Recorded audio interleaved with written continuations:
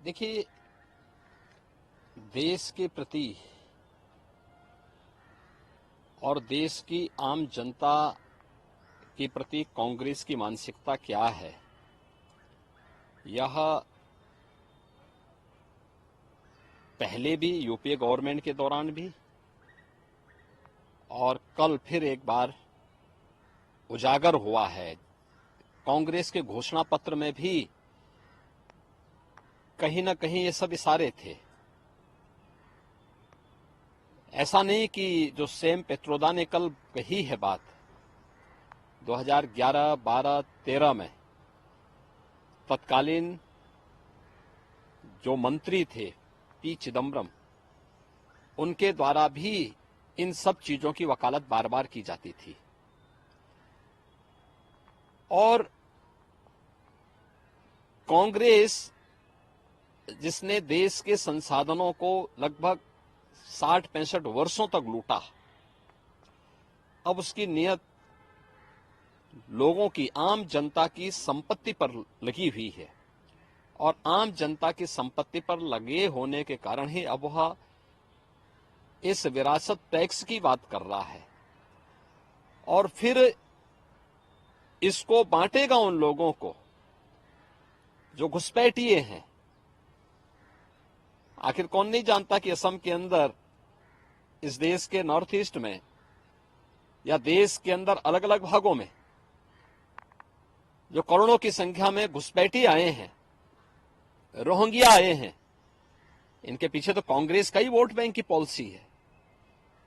तो वह देश की कीमत पर राजनीति इन्होंने पहले से ही करते रहे हैं और विरासत टैक्स उसी का हिस्सा है। एक तरफ ये आम जनता को टैक्स लाद करके तबाह करेंगे, उनकी संपत्तियों को जबरन अपने कब्जे में लेंगे और फिर उन घुसपैठियों को, उन लोगों को देंगे जो लोग, जिनका भारत से कोई संबंध नहीं है। सैम पेत्रोदा ने कांग्रेस की उसी मंशा को उजागर करने का एक प्रयास किया और उसने उसी बात को कहा है जो कांग्रेस का वास्तव में प्रयास है। वो तो अच्छा है 2014 में कांग्रेस की विदाई हो गई, अन्यथा कांग्रेस उसको उसी समय लागू कर चुकी होती। इसलिए सैम पेत्रोदा की बात वही है जो पी चिदम्बरम कह चुके हैं और इससे पहले कांग्रेस कर चुकी है। सर, कर्नाटक मामले देखने में आए जिसमें मुस्लिम्स की ऑलमोस्ट सभी जातियों को भी शामिल करने के भी मामले कुछ सामने आ रहे हैं। आप किस तरीके से देखते हैं इसको? कांग्रेस का वक्तव्य बहुत दुर्भाग्यपूर्ण है और भारत के इस्लामीकरण करने और भारत को विभाजन की ओर धकेलने का एक कुचेष्टा का एक हिस्सा है। कांग्रेस यूपीए सरकार आने के बाद उसने उस समय भी इस प्रकार के कुत्सित प्रयास किए थे। पहले जस्टिस रंगनाथ मिश्रा के नेतृत्व में एक कमेटी गठित की थी और रंगनाथ मिश्रा कमेटी ने एक प्रयास किया था। उस समय भी उस कमेटी की जो रिपोर्ट थी वह इस बात की ओर ध्यान आकर्षित करती थी कि ओबीसी वर्ग को मिलने वाला जो 27% आरक्षण, उसमें 6% आरक्षण मुस्लिम को दे दिया जाए।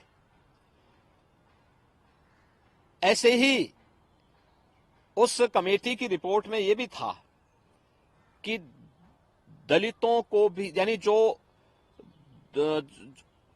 लोग कन्वर्ट हो चुके हैं मुसलमान, उन लोगों को भी दलित का एक हिस्सा, मुस्लिमों का एक तबका ऐसा है जिसको दलित का पार्ट बनाया जाए। दलितों को मिलने वाले जो सुविधाएं उसके अनुसार भी उनको ट्रीट किया जाए। उस समय भारतीय जनता पार्टी ने बहुत बड़ा आंदोलन किया था।